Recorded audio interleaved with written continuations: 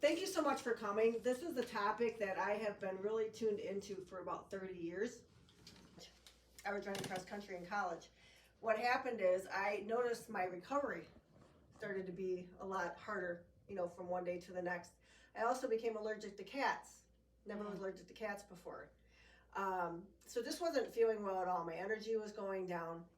A good friend of mine at the time told me, you have to go to this doctor in Chicago that I saw. She used to work for the Environmental Protection Agency, got really sick, and they're the ones who actually got her well again. So I went down and saw them, and one thing that they found with me was I had weak adrenal glands. Your adrenals are your stress glands. Mm-hmm. I said, okay, that makes sense. I'm a college student, right? Also, I was toxic, and I had some food sensitivities going on. So I did a metabolic cleanse, like something we're going to talk about today, and within 30 days felt like a brand new person again. No longer allergic to cats, tons of energy, noticed a lot of other things, just felt better overall. So I started researching that more because I'm a biochemistry nerd. So I'm like, okay, how does the body work? How's this really, what's going on? And it all made total sense to me. So for me, you see a lot of supplements here in our office, but it's not like I'm listening to your symptoms and going, okay, this is good for this symptom, this is good for that symptom. It's all about what's going on within the body as far as balance, what's in balance, what's out of balance. What do we need to do just to restore that natural health again? Because our bodies are incredible as far as being able to heal. You just have to give them the right things. And unfortunately, we live in a toxic world, period. It's not how, if you're toxic, it's more how toxic are you? Are you mildly toxic, moderately toxic, or are you just severely toxic? So the questionnaire that you all filled out, you can see every organ system within your body can be affected by these toxins, and that's where sometimes genetics plays a role. So if you have a weak link in your genetics, that gene can then be expressed when it's put under a load or stress from a toxin in the body. And our liver, we're going to go into the systems of detox within the body, but they're all meant to get rid of them. Unfortunately, it's a very nutrient dependent process. So as your body's having to process more and more of these poisons or toxins out of your system, it is draining you of different vitamins and minerals that are needed from the liver and other organ tissues to do that. So eventually they end up setting up house in different areas of your body, especially loves nervous system tissue like your brain. That's why you'll notice on there things like anxiety and depression and sleep issues can be primary symptoms for a lot of people, including migraine headaches. I find many people with migraines have an overburden of toxins in their system that are irritating that brain tissue and causing the migraines. And what do most people do for migraines, though? Mask it with meds. And what are meds? They're more toxins. So you're taking a toxic system, adding more toxins to it, thinking that's going to solve the problem. And it's not. In fact, it's rather irritating to me when I see on the television just commercials for all these new migraine medications, and I look at their research to see what their success rate, meaning how they help people. Our success rate is thousands of times better than theirs, because we're treating what's causing it, not just putting the Band-Aid on. Well, let's talk about toxicity. Okay. Fatigue, huge problem, right? People can't lose weight. When I started this like 25 years ago, I thought, everybody's gonna get healthier. Unfortunately, you look at our society and you go to the restaurants, you go to the grocery stores, and it's not like the food's getting healthier. It's getting more chemicals, more additives to it. It's almost working against you. You almost have to seek out the healthy stuff. It should be the other way around. You should have to seek out the unhealthy stuff when you just get that little craving once in a while. It's flip-flopped. There's genetic modification of our food. Digestion, we're seeing a lot of digestive issues. And again, medications are given, surgeries recommended, and we can do something as simple as adjusting the stomach back down. It's called a hiatal hernia. So there's so many things that we look at that are causing this. Poor digestion, toxicity can actually be a symptom, or toxicity can be the cause of that symptom. But if you can get rid of them, I call it a do-over, like when you're a kid, you do-over, if you can get rid of the excess toxins and restore your body's ability to handle and get rid of the toxins that you are coming in contact on a daily basis, and honestly, there's thousands of them, thousands. Women more than men typically, because when we get ready in the morning, we have makeup, we got hairspray, We have, our lotions and potions that we use tend to have more chemicals in it than men. Women tend to clean the home more than men do. The chemicals we're using on our countertops and our bathrooms. I used to clean the bathroom and not be able to breathe. Be like, what's going on? So it's nice now at least that we have healthier options to use. Or honestly, vinegar, baking soda goes a long way. The essential oils, like even the crew that we have clean our office, they use essential oils and natural things. I'm like, don't be bringing any of that toxic stuff in here. Antibiotics, so many parents to their kids, that's where it starts, right?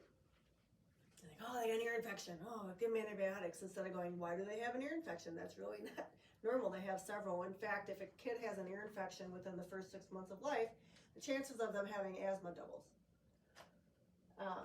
But it can start with antibiotics, creating that gut imbalance, which leads to things like yeast infections. That imbalance then makes you more sensitive to different foods that you're eating, weakens your immune system, and leads to nutritional deficiencies because you may not be absorbing things well. That's going to eventually affect your nervous system, your hormone system, your respiratory system, your digestive system, your entire body. And eventually you start to notice different symptoms yourself, like headaches, body pain, digestive issues, low body temperature. It can actually affect your thyroid to a certain extent as well. Affect your memory, cause you to feel more tired, affect your sleep, create sugar cravings, muscle pain, until you're like down there going, help me, By the time you get a symptom, you have to lose 65% of function in your body. So that can happen quickly, like an accident. For the most part, though, most people that come in, it's just something that kind of is building over time. It's not always the one thing that you did, it's what you've been doing over the course of several years. That's the problem. So they call it purification, detoxification, same difference there. It's a good way to almost reset your habits as well. So oftentimes we'll have patients come in, I was up north over the weekend, or I was at this wedding over the weekend, and I had like no healthy choices at all, did the best I could.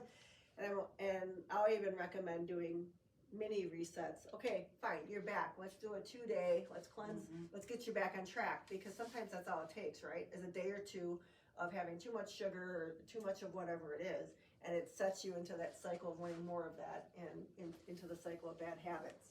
So it kind of re-engages you with a healthy lifestyle. So typically people are eating fried foods, right? Trans fats, the caffeine, and the sugar. So smoking, we do have patients that do a detox while they're smoking. It's like, well, at least you're getting something out even though you're putting stuff back in. But you can see how it defeats the purpose to a certain extent. We have a patient that used to work in a family business that the parents would smoke. Literally every 3 months she was doing a detox, because being in that environment and smelling that all the time, she needed to do it that often. And she could tell because her headaches would come back. Looking for healthier options, like from cosmetics, cleaning products, are important too. So our environment is pretty toxic. I mean, just look at in the springtime, people spreading their fertilizers everywhere. You can smell it, just the exhaust from our vehicles. So we're really exposed to thousands of chemicals on a daily basis. Fire retardants, they put that on kids' pajamas. That's a big problem. BPA, which can be found in like plastic water bottles and other chemicals as well. So they've actually found that every year, if you look at all the new chemicals that come about, if you put them all in a semi-truck, you could line those semi-trucks up from the West Coast to the East Coast. Just there's so many new ones coming out. So you really have to be proactive. You're never going, unless you live in a bubble, you're never going to be completely toxin free. And I get that question a lot too, like, how do I never get exposed to a toxin again? I'm like, when you die, pretty much. I mean, because we're breathing all this stuff in. Affects your sleep, affects your energy levels, your digestion, you crave foods, you gain weight, your mental clarity isn't the same, sex drive tends to go down. And when all that is happening, you don't go, let me go eat a salad and let me go.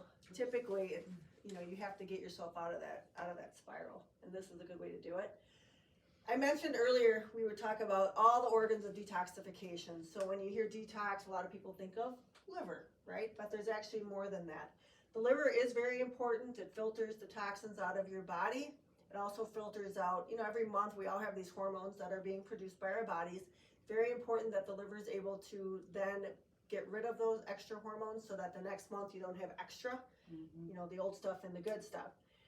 The liver also aids your body in metabolizing your fat, protein, and carbs. That's why for weight loss, you have to have a healthy liver. If you don't have a healthy liver, it is much harder to lose that weight. So we do have a program here called ChiralThin, which is awesome. Some people, though, when we look at doing the program, we actually have them detox first to get the liver healthy so that they're successful and the other weight loss. But it helps transform many toxins into harmless agents. Basically, what that means is it's turning something that's poisonous to your system, turning it into something that's like water that you can excrete and get rid of. That's important. So the liver and kidneys do work closely together. The kidneys are another organ that help us purify our bodies and get rid of the harmful toxic chemicals that we come in contact with. But the kidneys filter out waste and excess fluid from the blood and regulate and release the right balance of sodium, phosphorus, and potassium for your body to function properly. Now you'll notice, especially if you get swollen ankles, fingers, things like that, that you're probably not filtering all of that out properly. One thing that we have now, where did I put it? Oh, here. We have Normatec lymphatic recovery boots. So how this works is just like you can see, you sit in the room, we put these boots on, turn it on, and it creates this pumping action to help get that fluid back. Very helpful. In fact, after I'm on my feet all day, I sit on those things for 15 minutes, and it feels really super good. So to help just get the body, get the fluid flowing, we have some older patients that tend to get because of their hearts or whatever. And it's very, very good for that too. Your small intestine and your large intestine. So yes, your gut has a lot to do with getting rid of toxins in the body. In fact, they think that that's the third phase of detoxification in the body is actually the gut. It's also your second brain, if you will. There are a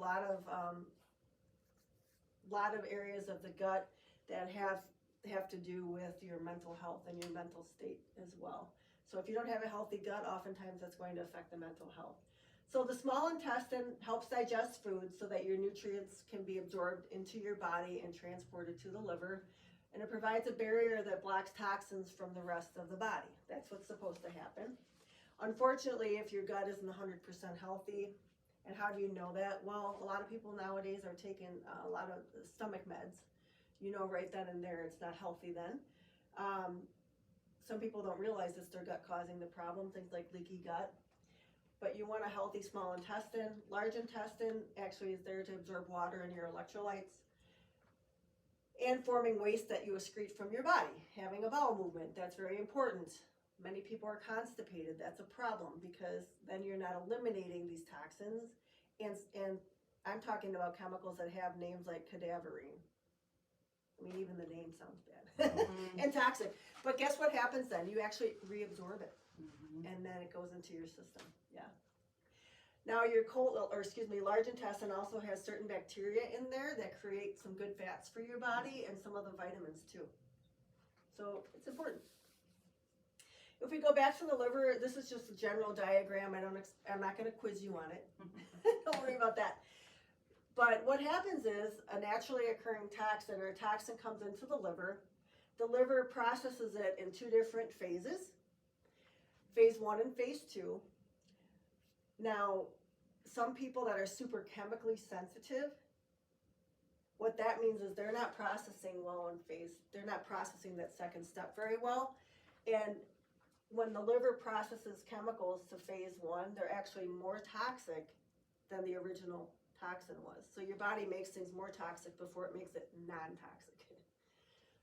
So people that tend to be real sensitive to perfumes and scents and things like that tend not to be able to perform this step very well. So they have all these intermediate toxins that are really super toxic in their system, okay? And it's very nutrient dependent. Each phase as your body goes through to make this non-toxic requires a lot of different nutrients. You can see riboflavin, niacin, B12, those are all types, the B vitamins there. down here, intermediates like zinc, copper, vitamin E, C. So there's a lot of things that the body needs in order to make this happen. And then what'll happen after it detoxifies, you can get rid of it in the kidneys, the urine, the serum, the bile from the gallbladder. Diet drinks are not healthier than the sugar, okay? In fact, it can be worse because your body senses something sweet, has that same insulin reaction, even though you're not having sugar, among the other things like the brain that the artificial sweeteners affect. Unhealthy fats and a lot of empty calories. That's why you want to eat more and more, because your body's like, I'm not getting what I need. So then, of course, we all want the quick fix, right?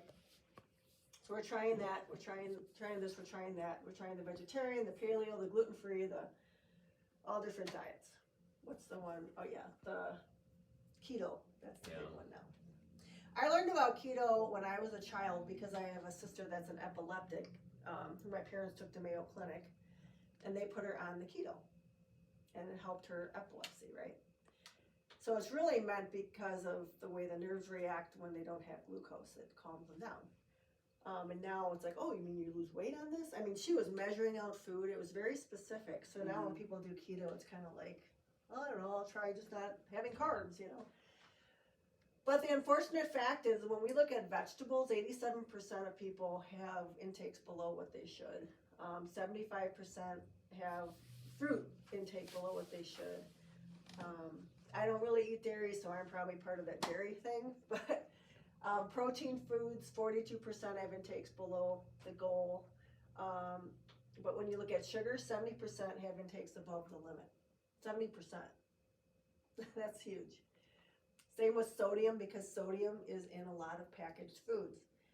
The same goes when you go to the health food store. So if you're buying the frozen or packaged foods from the health food store, if you look at the label, really watch that, because they also can contain a lot of sugar and sodium for taste. Unfortunately, overweight trends in the U.S. in 1985. Look at that. 10 to 14. So obesity wasn't too much of an issue. By 1990, 5 years later, you can see it's becoming more. 95, almost 20% of people obese. By 2000, more than 20% in a lot of areas. By 2005, Holy crap. more than 30%. 2010, you'll see even more in the southern states too, and that's the last stat that I have there. But so we're not getting healthier with the medications and that, we're actually getting sicker. All right, so what can you do? So we mentioned buying healthier products to clean your home, put on your body. So there's a lot of things that we have control over. You're not going to wear a respirator mask everywhere you go to get the toxins or prevent them. What you're eating, as far as food goes, you have control of that. So how do you get rid of it? So the word detox is almost like a buzzword now, so I just want to clarify. Some people think, oh, I'm going to intermittent fast and that's a detox. So I'm just going to not eat anything for so many days and that's a detox. So I'll say it again, the proper detox requires a lot of nutrition. So people that are fasting for several days, that's very stressful on the body, and you can end up losing things like muscle mass and things that you normally shouldn't. I don't think intermittent fasting is a bad thing. In fact, our weight loss program is kind of built upon some intermittent fasting in there. But it's amazing in 28 days or a month time how you can take your system from even being really broken to feeling so much better. And as I mentioned before, just my journey, I know that personally, but I also see patients that have just abused themselves for years, and I'm always amazed how the body can recover from that and how fast it can heal in a short amount of time. Do you feel that, not necessarily the amount of body fat or size of someone, but do you feel that it's a general statement that this 28-day can cleanse anybody, like a drug addict or an overeater, all the same? Or does some people need more? Well, we do look at it and customize for some people. If somebody's super duper toxic, we don't want, because when you start detoxing, depending on how fast your body's going to detox, you can get different symptoms of detox, things like headaches, okay, for instance. So if I know somebody's super toxic, we'll detoxify them over a longer period of time, but So they don't detoxify them much slower. Yeah. And some people might do a thorough 28 day and we'll keep them on the product another month, maybe not at the level they were at, but kind of keep things rolling a little bit. So everybody is different. But for the average person, 28 days. So they've actually studied this, like what ratio of what do you need to support all the organ systems, to release toxins out of the body, to process these toxins properly so that they're non-harmful and that you can excrete them. And then of course rebuild everything. That's what I think our problem is. We're always doing little detoxes, but it's like half-assed, like we're not really doing any good for ourselves. Yes. We might have cleansed something and then we're toxifying ourselves over again because we're doing it wrong, Right. you know? So I always tell people, do a really good thorough one, Yeah, and then you can do mini ones. yeah, But you want to support your body's natural detox pathways. If you're not giving that nutrition properly, it doesn't do that. It'll help maintain a consistent, healthy weight, help you mentally as well as physically have a healthier lifestyle, more energy, and help your digestion too. So one of the detox programs that we use that's very good is Standard Process. We've used it for years. They're right in Palmyra, Wisconsin. It's all whole food, okay? It's a whole food detox. And the booklet they give for the detox is very nice and detailed. The recipes they give in here are made by their chefs on staff. I've tried several of them. They're very good. And I just wanted to highlight the water because it's worth reminding for all of us to drink enough water. Even when you're detoxing, you need to drink even more. I tell people at least 8 glasses on top of what you might be using to mix these shakes with. You need a lot of water. So with Standard Process, their detox has evolved. They still do this type of program, but one thing that they found, because you see each individual bottle, with that detox plan, you had to take 21 pills a day for that first 7 days. And especially if someone has trouble taking pills, you can imagine, you know, the compliance with that is very difficult. So what they did is they actually designed it into everything into a powder. Okay, so this is something that you can just mix in water. This is the chai flavor. It comes in an unflavored too, but this is the chai flavor one. So everything that you see here, the SP Cleanse, the Complete, the fiber, and the green food, which is all the cruciferous vegetables concentrated to actually support hormones, and it's full of high antioxidants and phytonutrients to help get rid of those toxins. So just more specifically, the SP Cleanse, what's in there, it's gonna support your kidney, your liver, your gallbladder, helps with digestion, helps toxin elimination, and helps just eliminate the toxins. A lot of people will start to find that their bowel movements become much more regular or even more numerous being on this because of not just the SP Cleanse, but the added fiber. And now they're actually moving things all the way through. It has juniper berry, which is a natural diuretic as well. Red clover flower, apple pectin, burdock root for the kidneys. So some barley grass in there. Now they have made these gluten-free as well, so just so you know that. Spanish black radish root helps in the phase 1 and phase 2 detox. Oregon grapefruit and fenugreek, which helps with cholesterol metabolism too. So packed a lot of things in there. Now the powder part of that has some buckwheat, which is not wheat, by the way, it's a separate plant, and flax, alfalfa. There's no dairy in it, by the way. That was the Complete. They've updated it. In fact, these are pea protein and rice protein. Or no, I take that back. It's just pea protein. I don't know why I was thinking there's rice. I think that's our other one. But it's pea protein, so it is vegetarian. So a lot of good things, including choline and inositol to help with nerve and brain function. The green food, that's all your cruciferous vegetables, so things like broccoli. Helps the liver, helps your cells, helps cholesterol, toxin elimination. There's Brussels sprouts and kale in there and buckwheat. The more I read on buckwheat, you're like, oh wow.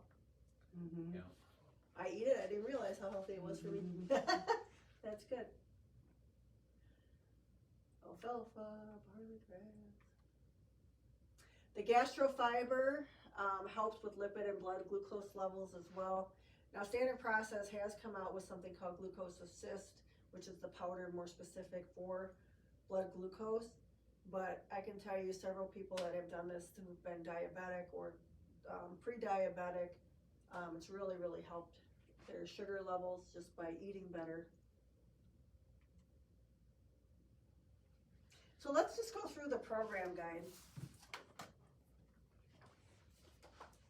And I'll try not to do this because when I turn it over, then I lose my place and then I cannot find it again.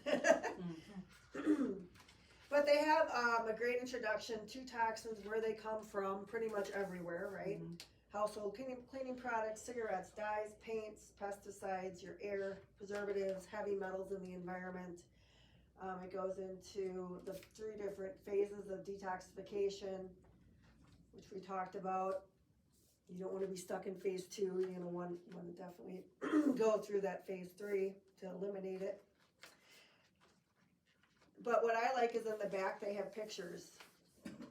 Pictures are good. So they go through day by day, from day 1 through day 28. You can see the pictures, one shake, 2 shakes, 3 shakes. So you're ramping it up and then ramping it back down again. Mm-hmm. They are designed to be a meal. So I always tell people you should never be hungry on it, but if you're trying to lose some weight, you can substitute 1 or 2 meals with a shake. Good. I use this for breakfast, like probably 5 to 6 days a week. There are recipes in here as well, from snacks to breakfast, lunch and dinner options. They're all very good. My daughter's expert at kale chips. Yeah, That's one of that our, recipe's in there. They give you a sample meal plan, so you know yourself better than I do. We've had patients who literally follow this strictly because it keeps them on track. But you can, like I said, if you're substituting a meal, then you would use that. And then there are lists of what vegetables and that you can have. Anything homemade or fresh vegetable juices even are okay. You're not going to eat any white potatoes or corn. You can eat fresh or frozen vegetables as long as there's no sauce on them, like cheese and stuff. The fruits, you eat fresh or frozen, except for grapefruit. Grapefruit actually affects that phase 1 detox. That's why certain blood pressure medications say no grapefruit, because you cannot process that blood pressure medication properly. They just did on a cleanse only, right? Right. Yeah.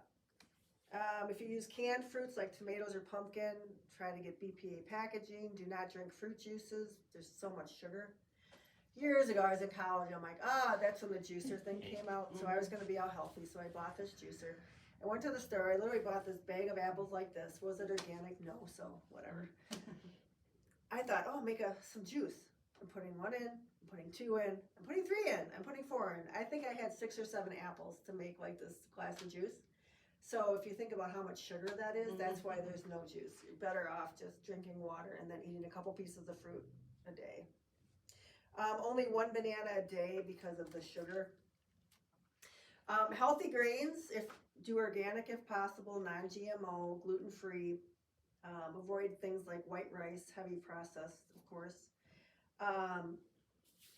Avoid dairy. Organic eggs are acceptable.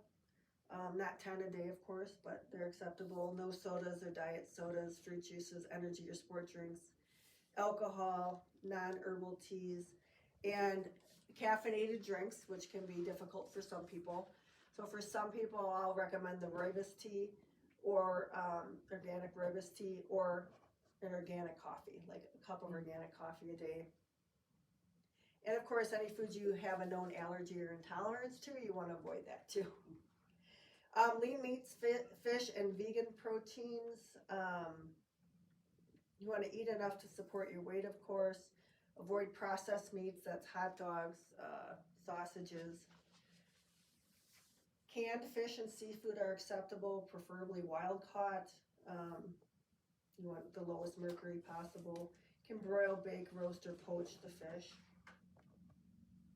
And they have a shopping list as well. Right, so the key is, what can you do? Well, you need to do an inventory of your environment as far as the cleaning chemicals you're using, the cosmetics you're using, the shampoo you're using. We actually do saliva testing for hormones. And one thing we'll find is men sometimes come with high estrogen, and one reason being some of the men's like products that you use, the sprays and the soaps and things, have like estrogen like chemicals in them. A lot of the fertilizers have estrogen like chemicals in them.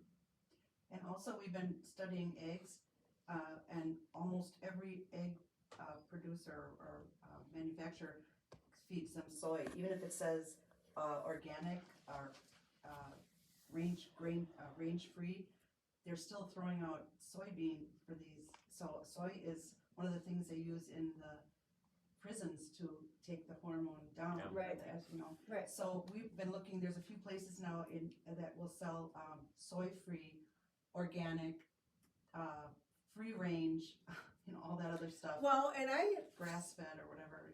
one of the documentaries, I don't remember the name, but it was on chickens. And for them to claim free range, all they need is like we do these. Yes. But eat and drink high quality clean food and water, and really rebuild your temple, our body. I turned 40 and now all this stuff happened. Well, everything you did before has now caught up to you. That's what happened. Address all aspects of health, even if you're symptom free. Again, you don't even notice any pain, for instance, or symptoms until you've lost 65%. And be good to yourself, your own best friend. That has a lot to do even with just our emotional health and the way we talk to ourselves. And especially women feel guilty when we take care of ourselves. I want to go exercise, but I can't because I got to do this for my kid or whatever. Move your body with consistent activities you enjoy. If you're I have a patient right now, he hates lifting weights. He hates it. So what does he do? He's good for a couple weeks, and then he doesn't for a couple weeks. Then, I know I should do this. Then he's good for a couple weeks. I'm like, can you just find an activity you enjoy doing that's going to give you like a cardiovascular workout, or maybe add in a few push-ups or whatever, And then thoroughly detoxify your body once a year. I do recommend that. I do one every January. I'll do a 28-day. And then I might do a 7 or 10-day one halfway through the year. So just to keep up with things. Any questions?